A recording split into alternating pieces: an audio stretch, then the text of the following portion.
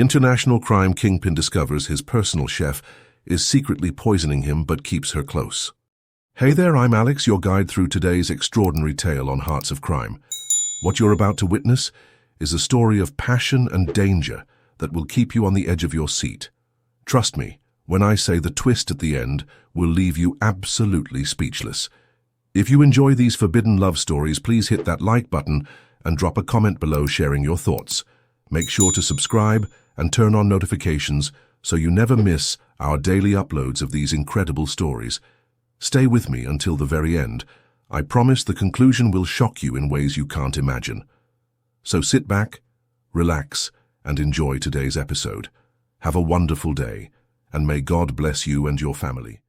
The taste was unmistakable, bitter lurking beneath the rich flavors of the coq au vin. Ivan Calloway detected it immediately, his refined palate catching what others would have missed. He swallowed anyway, letting the poison slide down his throat as his eyes remained fixed on Penelope, his personal chef, who stood across the dining room pretending to adjust a painting on the wall.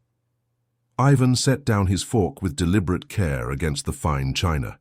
The crystal chandelier above cast diamonds of light across his immaculately tailored suit as he dabbed the corner of his mouth with a linen napkin. His ruggedly handsome features betrayed nothing, the steel blue eyes giving away none of the calculations racing through his mind. "Exquisite as always, Penelope," he called out, his voice carrying the faint trace of his Eastern European heritage despite years of elocution training. "You've outdone yourself." Penelope Chen turned, her elegant figure silhouetted against the floor-to-ceiling windows overlooking the Monaco coastline. The Mediterranean sunset bathed her in golden light, highlighting her striking features, high cheekbones, almond eyes, and full lips currently curved into a smile that didn't quite reach those eyes. "Thank you, Mr. Calloway. I am glad you enjoyed it." Her voice was melodic, controlled, not a hint of the deception Ivan had just confirmed with his own taste buds. He raised his crystal wine glass in salute before taking another deliberate sip. "Would you join me? I find dining alone tedious." Surprise flickered across her face. In the months she had been his private chef, he had never before invited her to sit at his table. "I couldn't possibly—" "I insist," Ivan interrupted, gesturing to the chair across from him. "Bring yourself a plate. The chef should enjoy the fruits of her labor, don't you think?" For a moment he thought she might refuse. Her hesitation told him everything he needed to know. Then, with practiced composure, she nodded. "As you wish." Ivan watched her retreat to the kitchen, his mind racing. 3 weeks of progressive symptoms, weakness, headaches, blurred vision. At first, he'd attributed it to stress. His organization's expansion into South America had not gone as smoothly as planned. The Brazilian authorities had proven unexpectedly resilient to his usual methods of persuasion. But when his private physician found traces of arsenic in his blood work, Ivan knew someone had breached his inner circle. And now he knew who.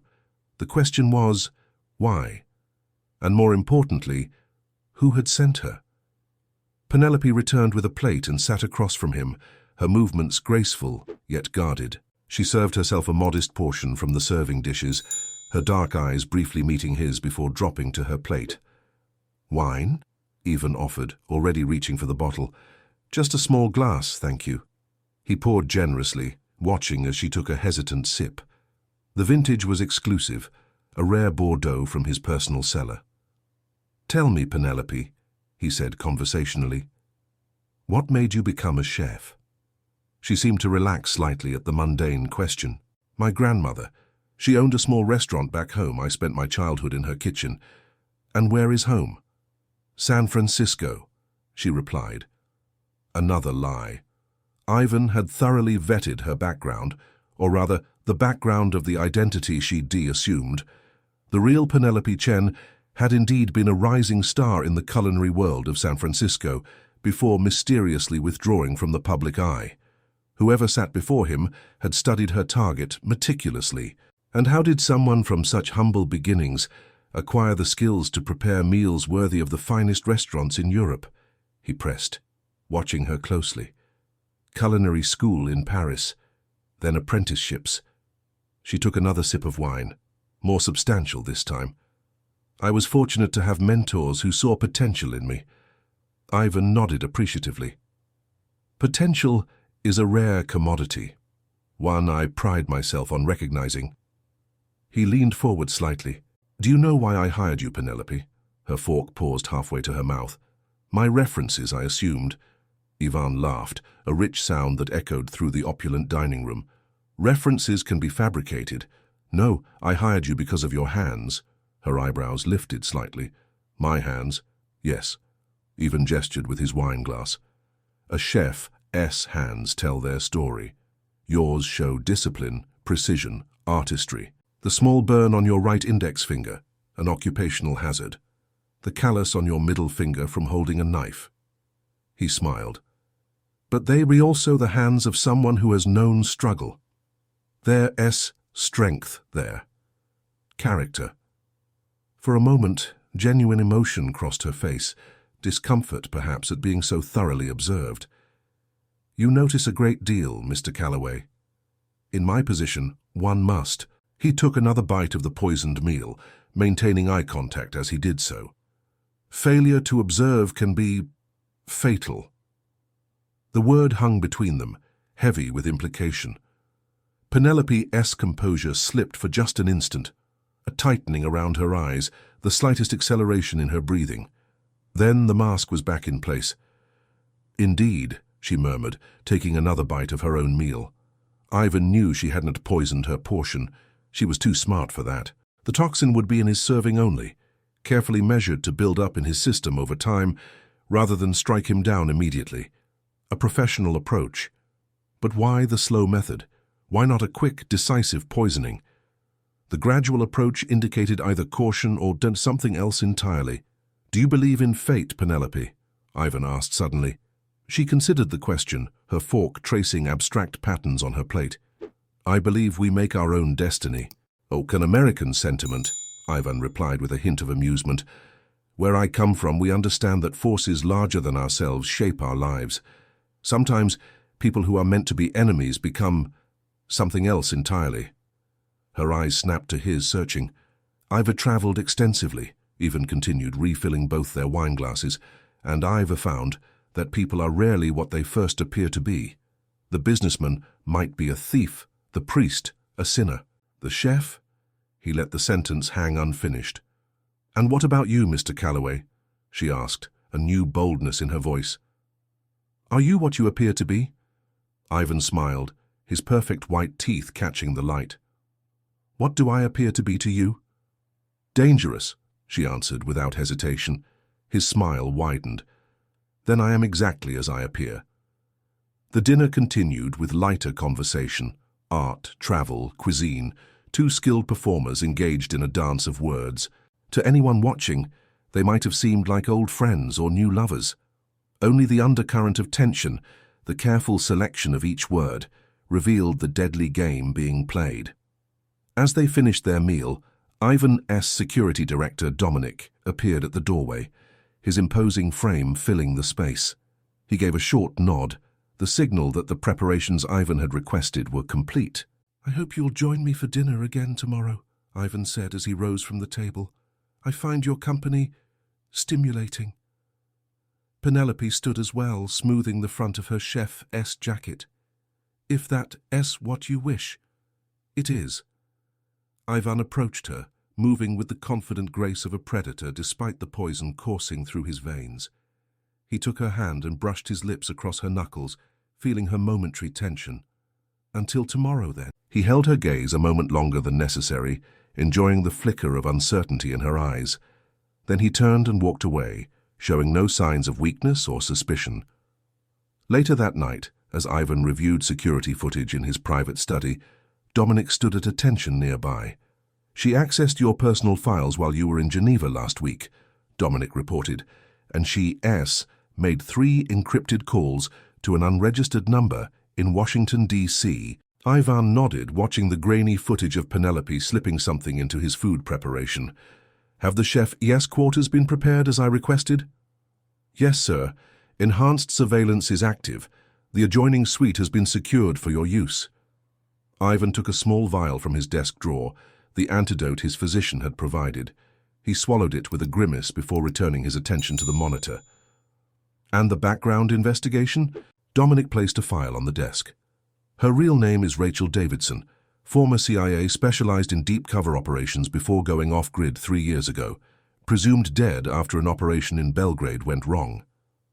Ivan's eyes narrowed at this information. Belgrade, 3 years ago, the pieces were beginning to form a pattern, one that stirred memories he'd long suppressed. "Sir," Dominic ventured cautiously, "with respect, why not simply eliminate the threat? She's clearly here to kill you." Ivan closed the file, his expression unreadable. "Because, old friend, sometimes the most valuable assets are those that begin as your enemies." He stood, moving to the window that overlooked the glittering coastline of his Mediterranean empire. "Besides," he added, a dangerous smile playing on his lips, "I want to know who sent her, and why they believe I deserve this particular form of slow justice." As dawn broke over the horizon, Ivan made his decision. He would keep his poisoner close, very close indeed. The game was just beginning, and Ivan Calloway had never lost a game in his life. He wouldn't start now. Morning light streamed through the floor-to-ceiling windows of the Monaco penthouse as Rachel, still Penelope to all who knew her current identity, meticulously inspected the fresh produce delivered at dawn. Her skilled fingers tested the firmness of heirloom tomatoes, inhaled the fragrance of fresh basil, and examined the marbling of prime cuts of beef with the attention of a jeweler appraising diamonds. The kitchen was her domain, a state-of-the-art culinary workshop that would make most Michelin-starred restaurants envious. Gleaming copper pots hung overhead, German knives were arranged with military precision, and the marble countertops sparkled under recessed lighting. It was a beautiful prison. Rachel's mind raced as she began preparation for Ivan's breakfast. Last night's dinner had unsettled her deeply. Something had changed in his demeanor, the way he watched her, invited her to dine with him, spoke in riddles laced with hidden meaning. Had she been discovered? If so, why was she still alive, still preparing his meals? The agency had warned her that Ivan Calloway was not like other targets. "He doesn't think like normal people," her handler had said during her briefing. "He sees patterns where others see coincidence. He finds value where others find liability." She reached for a vial concealed in a hollowed-out section of her knife handle. The clear liquid within, odorless, tasteless, and nearly undetectable even in toxicology screens, unless specifically targeted, had been her constant companion for months. She hesitated, then recapped it without using it. Instinct told her to wait, to observe. If Ivan suspected adding more poison now might prove fatal for her. The sound of footsteps approaching snapped her back to the present moment. Rachel tucked the knife away and reached for a whisk, beating eggs with practiced efficiency as Dominic entered the kitchen. The security director's imposing presence filled the room, his scarred face impassive as he surveyed her work. "Mr. Calloway requests you join him on the terrace for breakfast," he announced, his deep voice betraying no emotion. Rachel maintained her composure despite her surprise. "Of course, I'll bring everything out when it's ready. He wants you to dine with him again." Dominic's emphasis on the last word carried unmistakable suspicion. "I see." Rachel continued her preparations, refusing to show any reaction that might betray her internal alarm. "Please inform Mr. Calloway that breakfast will be served in 20 minutes. Dominic didn't move. "He also requested that you prepare everything in front of him, on the terrace." Now she couldn't hide her surprise. "That's highly unusual. My preparation area is—" "Mr. Calloway's requests aren't optional," Dominic interrupted. "Bring what you need, now." Rachel nodded, gathering essential ingredients and tools. As she followed Dominic through the penthouse, she noted subtle changes in security. Additional cameras, a new guard stationed near the private elevator, different access protocols on the electronic locks. The changes weren't obvious, but to her trained eye, they screamed of heightened alert. The terrace was an oasis of Mediterranean luxury. Potted olive trees and fragrant jasmine created natural privacy screens. A pergola draped with flowering vines provided dappled shade over a table set for two. Beyond the glass railing, the azure waters of the Mediterranean stretched to the horizon, dotted with luxury yachts and distant sailboats. Ivan sat reading financial reports, dressed in casual linen that somehow looked formal on his powerful frame. He glanced up as she approached, those penetrating blue eyes taking in every detail of her appearance. "Ah, Penelope, good morning." He gestured to a portable cooking station that had been set up near the table. "I hope you don't mind. I find watching a skilled chef at work therapeutic." Rachel placed her ingredients on the station. "I am happy to accommodate, Mr. Calloway, though I should warn you that watching food preparation isn't always as glamorous as cooking shows make it appear." Ivan smiled, setting aside his reports. "I've never been one for illusions, Penelope. Reality, with all its mess and complications, is far more interesting." The double meaning in his words hung in the air between them. Rachel began preparing a classic breakfast, poached eggs on avocado toast with fresh herbs and a side of seasonal fruit. Her hands moved with practiced precision despite the scrutiny. "I had the most interesting dream last night," Ivan said conversationally as he watched her work. "I dreamed I was in Belgrade. Do you know it? Beautiful city, though it bears the scars of its troubled history." Rachel S. paused imperceptibly before continuing to slice an avocado. Belgrade. The operation that had gone catastrophically wrong. The mission that had left her officially dead and actually disavowed.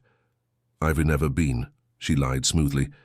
"Eastern Europe isn't a region I know well." "A shame. The food there is extraordinary, hearty, unpretentious."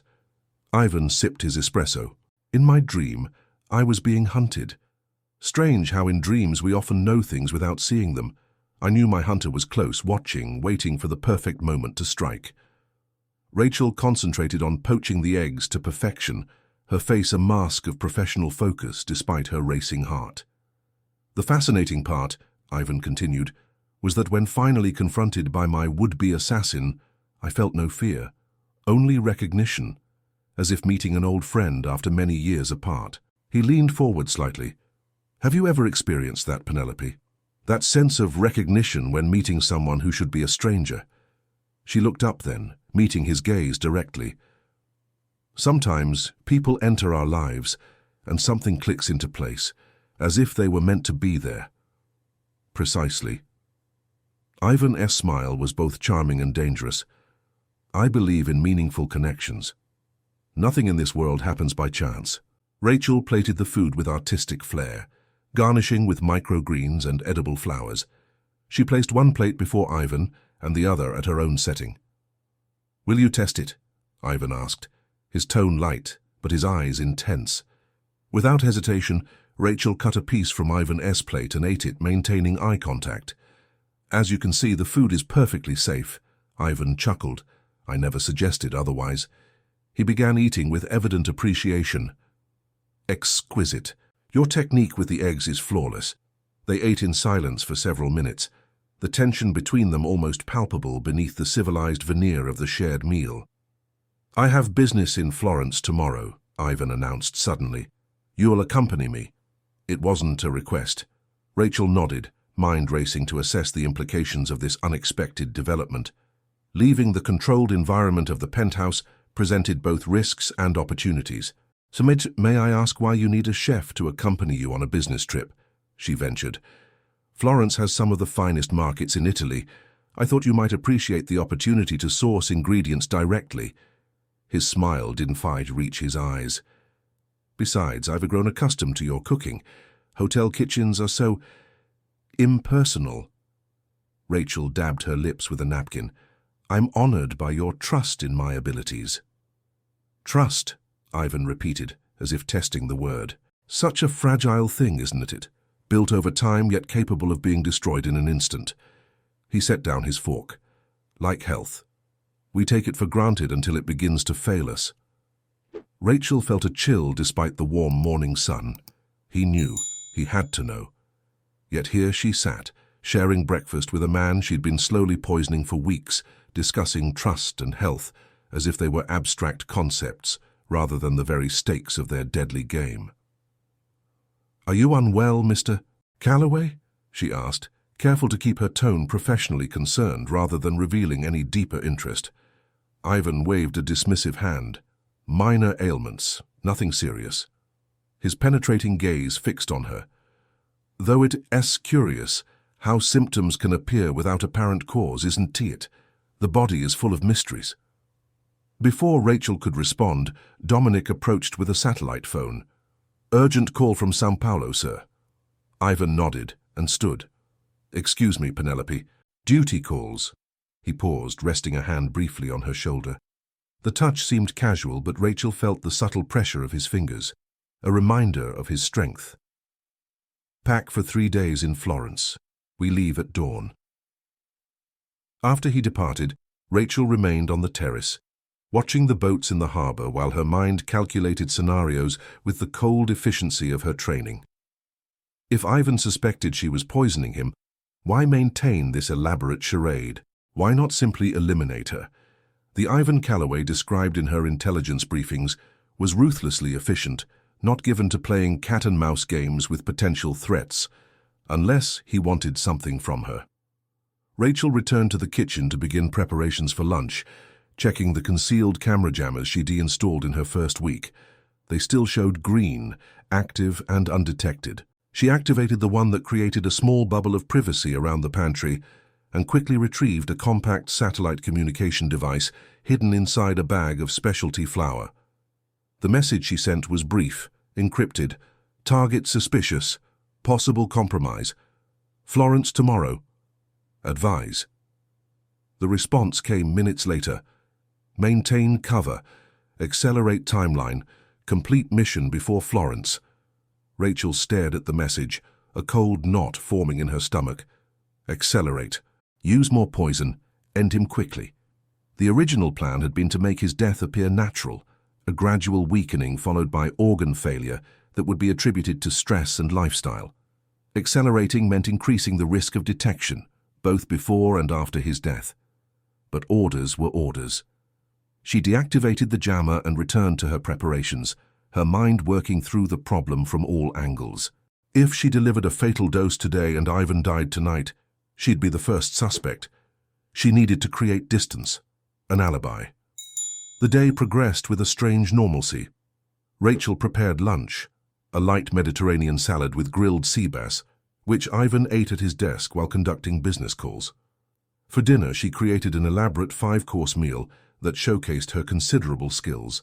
With each dish, she watched Ivan for signs of suspicion, but he displayed only appreciation for her culinary artistry. After dinner, Ivan invited her to join him in his private study, another unprecedented breach of the established boundaries between them. The room was a testament to his refined tastes. Leather-bound books lined mahogany shelves, rare artwork adorned the walls, and a chess set carved from ivory and ebony sat on a side table, a game apparently in progress. "Do you play?" Ivan asked, noticing her glance at the board. "Poorly," Rachel admitted. It was the truth. Chess had never been her strong suit. "Some believe chess is the ultimate metaphor for life," Ivan said, pouring amber liquid from a crystal decanter into 2 glasses. He offered one to her. "Every move has consequences. Every sacrifice should serve a greater purpose, and the most powerful piece on the board will often sacrifice itself to protect the king." Rachel accepted the glass cautiously. "And what if your goal is to capture the king?" Ivan's eyes gleamed with something like approval. "Then you must be willing to sacrifice everything else." He raised his glass in a toast. "To worthy opponents." The whiskey burned pleasantly as Rachel sipped it, wondering if this was how it would end. Poison answered with poison in some twisted symmetry. But Ivan drank deeply from his own glass, setting those concerns aside. "I have a proposition for you," Ivan said, settling into a leather armchair and gesturing for her to take its counterpart. "One that may surprise you." Rachel sat, maintaining the poise of Penelope the chef, while her mind raced with the calculations of a trained operative. "I am listening." "I believe people come into our lives for reasons beyond coincidence," Ivan began, swirling the whiskey in his glass. "Some are meant to help us, others to challenge us. A rare few are meant to transform us entirely." His eyes, luminous in the soft lighting, held hers.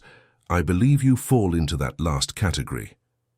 Rachel remained silent, uncertain where this was leading.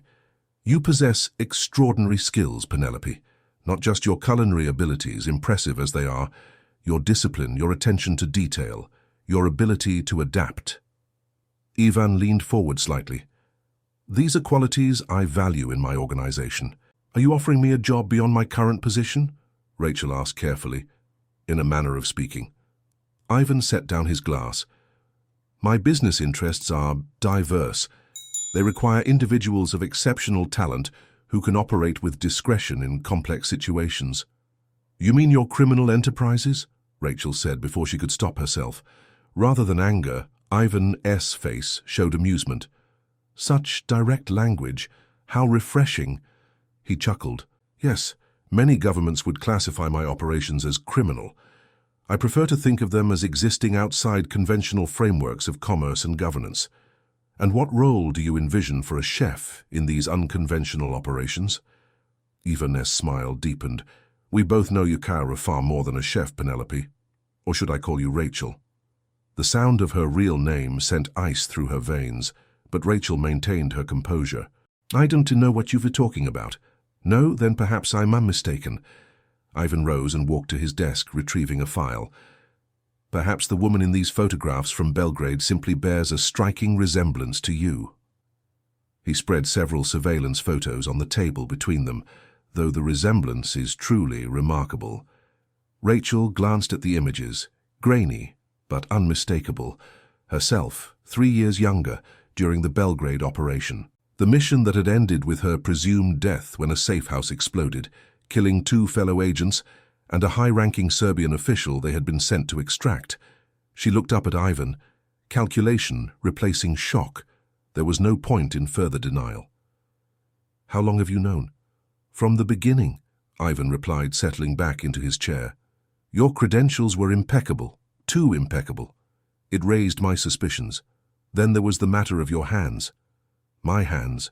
Sirs, you have a chef's hands, certainly, but also a fighter's hands. The calluses tell a different story than just knife work. He smiled. I make it my business to notice such details. Rachel's mind worked furiously.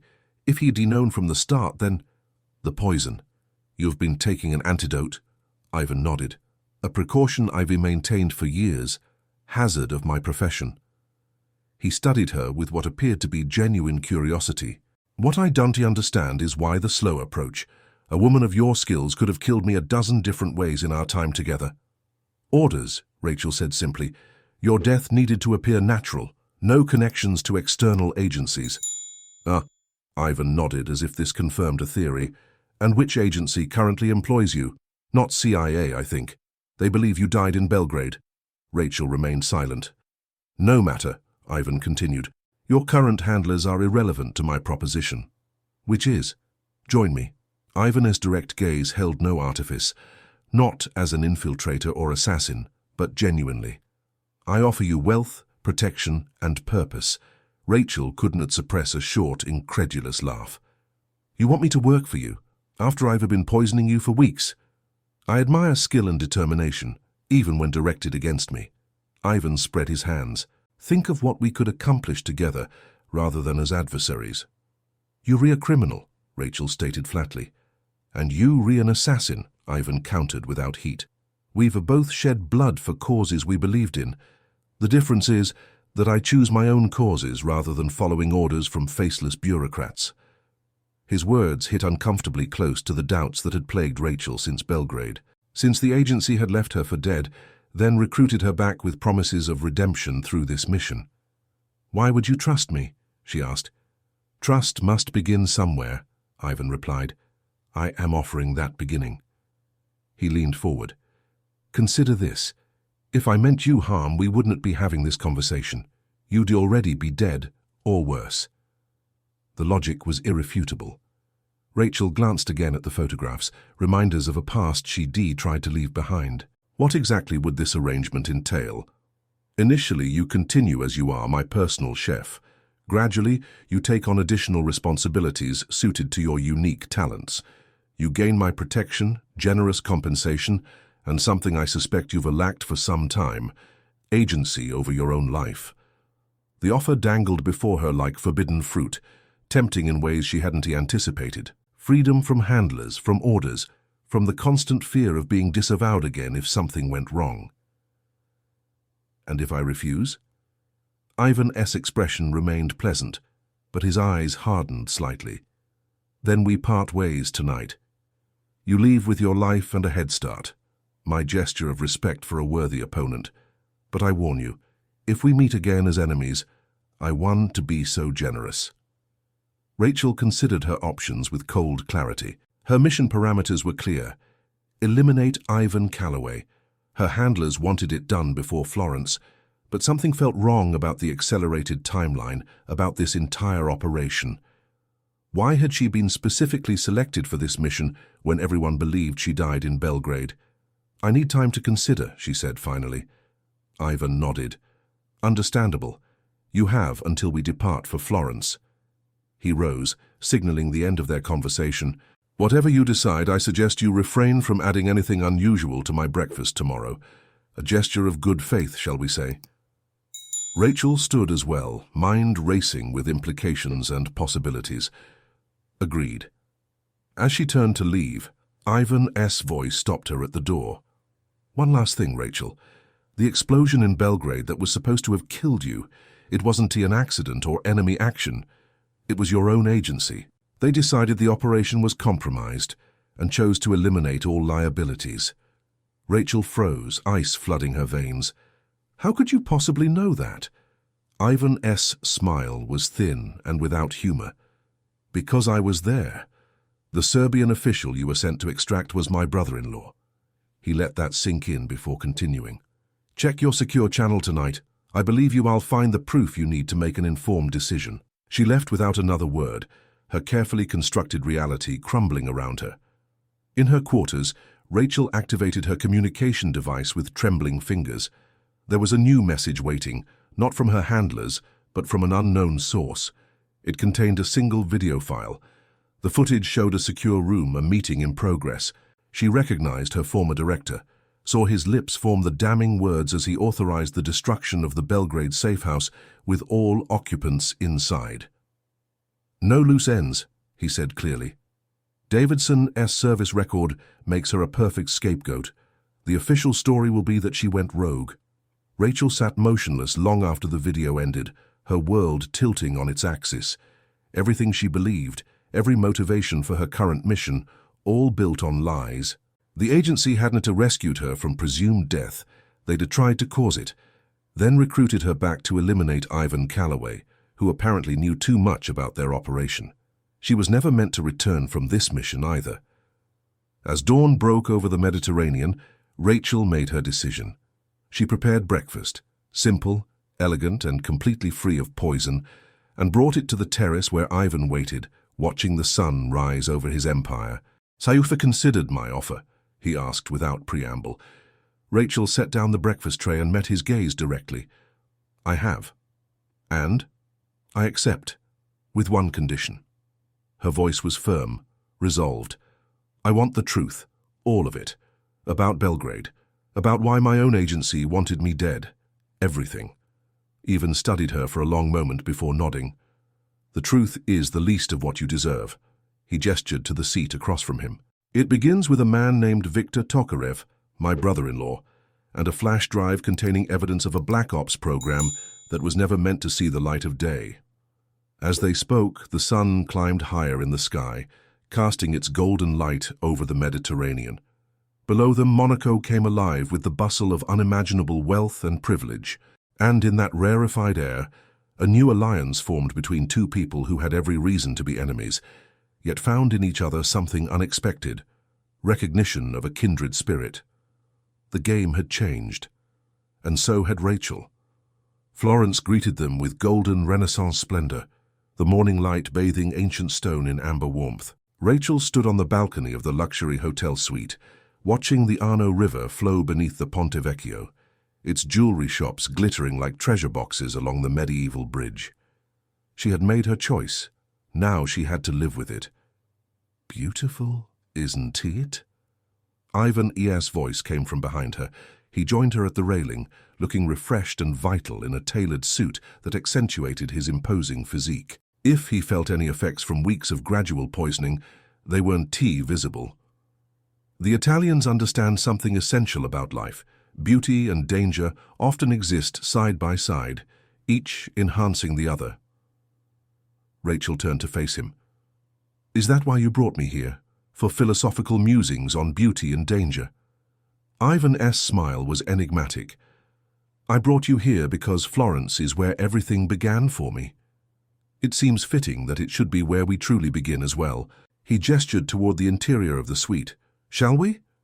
Inside, Dominic waited with another man Rachel didn't recognize, lean, silver-haired, with the watchful eyes of someone who had seen too much. Both men stood when they entered, a subtle display of respect that surprised her.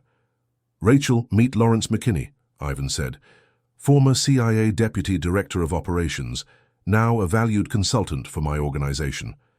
The silver-haired man extended his hand. Ms. Davidson, your work in Belgrade was exceptional, despite how it ended. Rachel hesitated before shaking his hand. You knew about Belgrade? I authorized the original operation, McKinney confirmed, his American accent carrying undertones of old money and Ivy League education. Though not its termination, that decision came from above my pay grade. Ivan gestured for everyone to sit at the elegant conference table that dominated one end of the suite. Spread across its polished surface were files, photographs, and what appeared to be internal agency memos. As promised, Ivan said, the truth, all of it. For the next hour, McKinney detailed a labyrinthine conspiracy that stretched back years before the Belgrade incident. He explained how a rogue faction within the intelligence community had been running unauthorized operations, funneling assets and intelligence to private interests, eliminating anyone who threatened to expose them. Viktor Tokarev, Ivan's brother-in-law, discovered evidence of their activities while working as a liaison between Serbian intelligence and Western agencies, McKinney explained. He attempted to get the information to me through proper channels, but they intercepted his communication. So they sent my team to extract him, Rachel said slowly, but never intended for any of us to make it out alive. McKinney nodded grimly. A perfect solution from their perspective. Eliminate Tokarev and the evidence he carried, while also removing a team whose loyalty was to the mission rather than to certain influential figures within the agency. But I survived, Rachel said. Yes, Ivan interjected, and created quite a problem for them. They couldn't be certain what you knew or didn't know. When you resurfaced, they needed to control you. So they recruited me for this mission. Rachel's voice was flat. To eliminate you because you were still pursuing justice for your brother-in-law.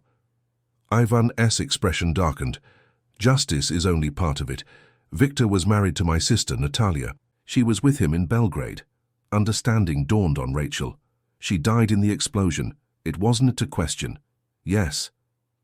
For the first time, she saw raw emotion break through Ivan's controlled exterior. I lost my only sister and my closest friend that day. Silence descended over the room, heavy with unspoken grief and anger. Rachel felt a strange disconnection, as if watching herself from a distance. Here she sat with the man she had been sent to kill, learning that everything she had believed about her mission, about her entire career, had been built on deception. What do you want from me? She finally asked. Ivan leaned forward. I want your help, taking them down, all of them. McKinney has identified the key players, but we need someone on the inside to access the evidence that will expose the entire network. And that would be me, the assassin they sent to kill you? Rachel laughed without humor. I am hardly on the inside anymore. But they think you are, Dominic spoke for the first time, his deep voice resonating in the elegant room. They are expecting regular updates from you while you complete your mission. Which gives us an opportunity, Ivan continued. With your communication channel, we can feed them information of our choosing while gathering what we need to destroy them. Rachel studied the three men, weighing their words against years of training that taught her to trust no one. How do I know this isn't just another manipulation? Different players, same game? In response, Ivan nodded to McKinney, who slid a tablet across the table. On it played a video showing a teenage girl laughing as she unwrapped a birthday present. The similarity to Ivan was unmistakable. The same striking blue eyes, the same confident bearing. My niece Elena, Ivan said softly. Victor and Natalia's daughter. She was at school when her parents were killed. She is 17 now, living under my protection. He met Rachel's gaze directly. This is personal for me, Rachel. Family. I don't expect you to care about my business interests or even about justice in the abstract, but I think you do care about preventing others from suffering what you endured, being betrayed by the very people you trusted with your life. The room fell silent again as Rachel considered her options. Working with Ivan meant betraying her handlers, committing to a dangerous game with players who had already demonstrated their willingness to eliminate liabilities. Refusing meant, what? Running for the rest of her life, trusting the same agency that had already tried to kill her once. If I help you, she said slowly, I want immunity, complete separation from all agencies afterward, a new identity, resources to disappear permanently. Done, Ivan replied without hesitation, and your word that Elena remains untouched by all of this. Whatever business you re-in, she stays clear of it. Something like respect flickered in Ivan's eyes. You have my word? Rachel nodded, decision made. Then tell me the plan. Over the next 72 hours, Rachel became the center of an elaborate deception. She continued regular communications with her handlers, reporting Ivan's supposed deteriorating condition while requesting extraction protocols for after his death. Meanwhile, Ivan, McKinney, and Dominic worked tirelessly, compiling evidence, making connections, preparing for a coordinated strike against the conspiracy that had claimed so many lives. Rachel found herself in the strange position of working alongside men she would have considered enemies just days before. More unsettling was how natural it felt, the shared focus, the mutual respect for each other as his skills, the dark humor that surfaced during late-night strategy sessions. And then there was Ivan himself. Watching him work revealed dimensions she hadn't or expected. His loyalty to his people, his strategic brilliance, his unwavering commitment to family. His ruthlessness remained, but she now understood it as the necessary armor of a man who had fought his way through a world where weakness meant death.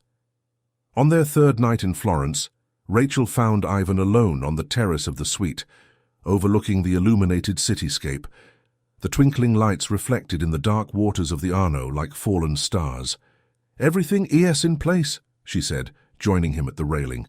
They'd have approved the extraction plan. Tomorrow night, after I confirm your death, they'll send a team to meet me at the designated point. Ivan nodded, his profile strong against the night sky. McKinney's contacts are ready as well. Once we have confirmation that all the targets are in motion, we move. And if something goes wrong? Rachel asked quietly. Then we adapt. Ivan turned to face her, his expression solemn in the moonlight. Fidelity is something I've learned through the years. Plans rarely survive contact with reality. What matters is how quickly you can adjust. Rachel studied him, this man who was supposed to have been her victim, but had instead become something indefinable. Not quite ally, certainly not friend, but something that carried the weight of shared purpose. Why did you trust me? She asked suddenly. You could have eliminated me the moment you realized I was sent to kill you. Ivan was quiet for a long moment. Do you believe in fate, Rachel? You asked me that before. My answer hasn't changed. Perhaps it should. Ivan's gaze was intense, searching. When I learned you had survived Belgrade, that you were the one they sent for me, I saw a pattern where others might see coincidence. What pattern? Justice, Ivan said simply. The perfect instrument of justice, delivered to my doorstep by the very people who deserved it most. Rachel shook her head. I am not an instrument of anything. I make my own choices. Yes, Ivan agreed. That is precisely what makes you perfect. He stepped closer, the space between them charged with something dangerous and compelling. From the moment I saw you, I knew you were different. Not just another operative following orders, but someone capable of seeing the larger truth when presented with it. His proximity should have triggered her defensive instincts. Instead, Rachel felt a pull toward him, recognition of something kindred beneath their superficial differences. And what is the larger truth, Ivan?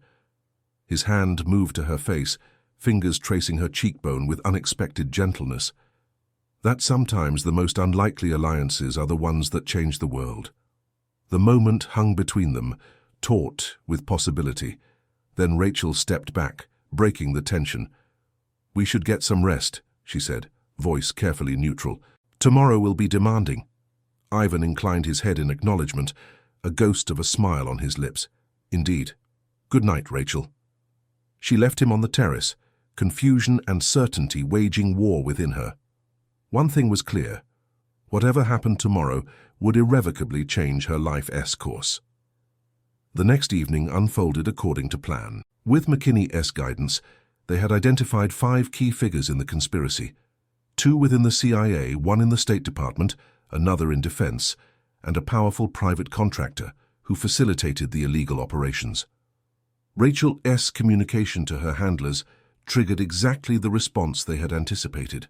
An extraction team was dispatched to Florence, while simultaneously the conspirators convened an emergency meeting in Washington to deal with the implications of Ivan Calloway's reported death. It was during this meeting that McKinney's team struck, backed by the full leverage of Ivan's considerable resources and influence. Electronic evidence was released to specific journalists and oversight committees. Financial records were exposed to regulatory authorities. Recorded conversations were delivered to law enforcement agencies. From the secure operations center Ivan had established in Florence, Rachel watched the conspiracy unravel in real time. Arrests were made. Officials resigned. The carefully constructed network of corruption and betrayal collapsed like a house of cards. Meanwhile, the extraction team sent for Rachel walked directly into a trap. Dominic's men took them into custody without firing a shot, securing valuable assets who could provide additional testimony. "It worked," Rachel said quietly, as the reports continued to flow in. "I can hardly believe it actually worked." Ivan stood beside her, watching the chaos they had unleashed. "This is merely the beginning. The public revelations will force a complete investigation. No one involved will escape scrutiny." "What about you?" Rachel turned to face him. "Your own operations aren't exactly above board. I've made certain adjustments to my business interests in anticipation of increased attention," Ivan replied with an enigmatic smile. "Some ventures will be discontinued, others restructured. Adaptation, as I said." Rachel nodded, suddenly aware of the emptiness that followed mission completion. For years, her identity had been defined by her assignments, her value measured by successful operations. Now she stood in an unfamiliar space, neither agent nor assassin, free from orders but untethered from purpose. "And me?" she asked. "What happens now?" "That depends entirely on you." Ivan studied her with those penetrating blue eyes. "I've arranged everything as promised. New identity, resources, complete separation. You can disappear tonight if that's what you wish." The offer hung between them, freedom wrapped in solitude. "And if I don't wish to disappear?" The question surprised Rachel almost as much as it seemed to surprise Ivan. "Then there are other possibilities," he said carefully. "My organization values exceptional talent. You would have considerable autonomy, interesting challenges, a place where your skills would be appreciated rather than exploited. Working for you." Rachel tested the concept, finding it less objectionable than she would have expected days ago. "Working with me," Ivan corrected. "There's a difference." Rachel moved to the window, looking out at Florence bathed in twilight. The city had witnessed centuries of intrigue, alliances formed and broken, powers rising and falling. Now it had witnessed her own transformation from unwitting pawn to active player. "I need time, though," she said finally, "to think, to process all of this." "Of course." Ivan moved beside her. "Take all the time you need. My offer has no expiration date." Their shoulders nearly touched as they stood in companionable silence, watching darkness claim the ancient city. After everything they had been through, poison and revelation, betrayal and alliance, this quiet moment felt strangely intimate, a shared breath between storms. 6 months later, on a sun-drenched terrace in Santorini, Rachel savored the simple pleasure of cooking without agenda or deception. The kitchen of the cliffside villa opened to a stunning view of the caldera, the deep blue waters contrasting with whitewashed buildings that tumbled down to the sea. She was chopping herbs when she heard footsteps behind her. She didn't need to turn to know who it was. Her senses had long ago memorized the particular cadence of those steps. "The meeting went well?" she asked, continuing her preparation. "Better than expected." Ivan moved into her peripheral vision, loosening his tie as he poured himself a glass of water. "The Greek shipping concerns are now fully integrated into our legitimate portfolio. Dominic is finalizing the paperwork." Rachel nodded, focusing on the delicate task of filleting fresh sea bass. Over the past months, she had gradually found her footing in this new life. Not as Ivan as chef, though she still cooked for pleasure rather than duty, but as a strategic advisor and occasional field operative for his rapidly evolving organization. Following the exposure of the conspiracy, Ivan had accelerated the transformation of his business empire, moving more operations into legitimate channels while maintaining the network of influence and information that was his true source of power. Rachel had been instrumental in this evolution, her intelligence training and outsider perspective providing valuable insights. Their personal relationship had evolved as well, moving from cautious alliance to genuine partnership. The attraction that had simmered beneath their early interactions had matured into something more complex, a connection forged through shared danger and mutual respect. "Elena called," Ivan said, leaning against the counter. "She has been accepted to Oxford, political science and international relations." Rachel smiled. "She'll be brilliant at it. She has your strategic mind." "And her mother's compassion," Ivan added with a touch of melancholy. Then more brightly, "She asked about you. Wants to know if you will both visit when she is settled in London." "I'd like that." Rachel had formed an unexpected bond with Ivan's niece during the girl's visits.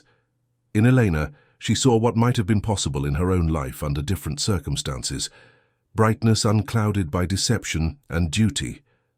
As Rachel continued preparing their meal, she reflected on the strange path that had led her here. She had been sent to end Ivan's life through subtle poison and patient waiting.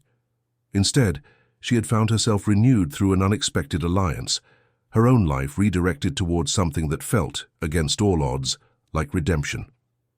The investigation into the conspiracy had delivered justice for Victor and Natalia Tokarev, along with many others who had been sacrificed to protect corrupt interests. McKinney had testified before closed congressional committees, bringing to light decades of abuse within the intelligence community. Reforms were enacted, oversight strengthened, and Rachel herself had discovered something she hadn't known she was seeking, a life defined by choice rather than obligation, connection rather than isolation. Ivan moved behind her, his hands resting lightly on her shoulders as he pressed a kiss to her temple. "What are you thinking about? You seem far away." Rachel leaned back against him, allowing herself the vulnerability that once would have been unthinkable. "I was thinking about poison," she said truthfully. "How something meant to destroy can sometimes lead to healing instead." Ivan chuckled, the sound resonating through his chest against her back. "A philosopher as well as a chef and spy, I'm a fortunate man." She turned in his arms, studying the face that had become so familiar. The strength in his jawline, the intelligence in his eyes, the subtle lines that spoke of battles fought and burdens carried. "We are both fortunate," she corrected, "against considerable odds." Tired later, as they dined on the terrace under a sky painted with sunset colors, Rachel considered the words Ivan had spoken during their first dinner together, when she had been his poisoner and he her intended victim. Sometimes, people who are meant to be enemies become something else entirely. How right he had been. Their story had begun with deadly delicacies, with poison administered by careful hands. It had transformed into something neither could have predicted, a partnership built on the ashes of betrayal, a connection that defied conventional understanding of loyalty and purpose. The sun slipped below the horizon, casting its final golden light across the Aegean. In that moment of perfect beauty, Rachel raised her glass in a silent toast, to unexpected beginnings, to the fine line between danger and salvation, and to the liberating power of choosing one's own path. Ivan met her eyes across the table, understanding without words the journey they had shared. He raised his glass in return, the crystal catching the last rays of sunlight. Some would call their relationship impossible, even immoral, the assassin and her target finding common ground in the aftermath of betrayal. But Rachel had long ago stopped measuring her life against conventional standards.